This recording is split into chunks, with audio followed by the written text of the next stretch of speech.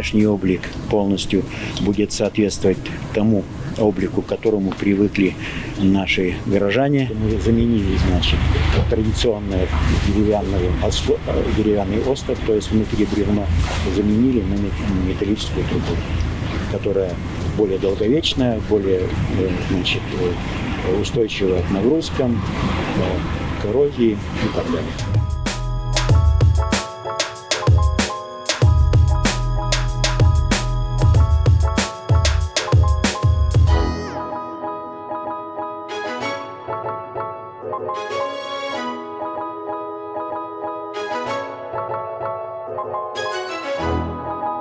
Мы сейчас вместе с фондом Ижевска говорим о функциональном заказчике, который и будет в дальнейшем эксплуатировать, потому что и проектно-сметная документация, и выполнение работы – это не самоцель. Проект живет только тогда, когда он ежедневно, круглогодично используется.